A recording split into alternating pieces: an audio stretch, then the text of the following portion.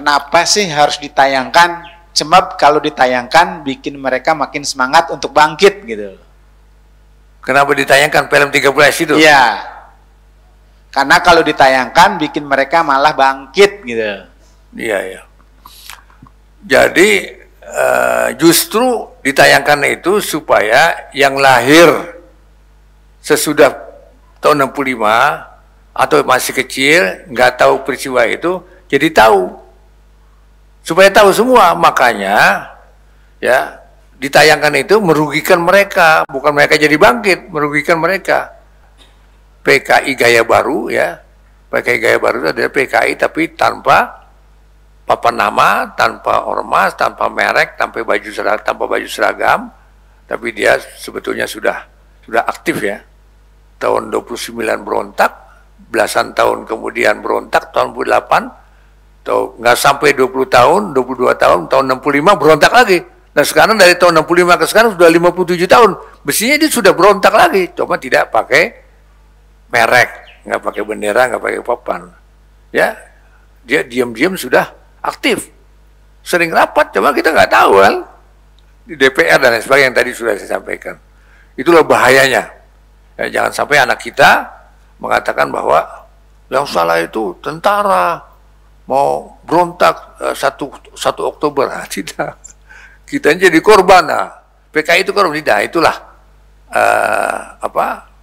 gerakan PKI gaya baru itu.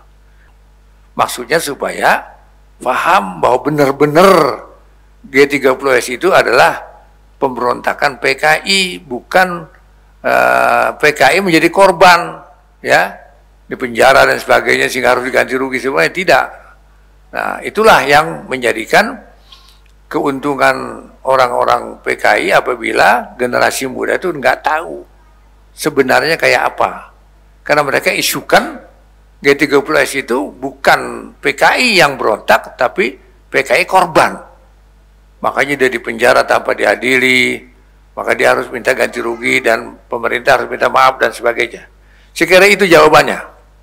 Ya, saya pun berpendapat masih tetap perlu untuk ditayangkan film G30S itu, karena kalau itu tidak ditayangkan, generasi sekarang sampai seterusnya akan buta, ya, buta tentang hakikat peristiwa G30S.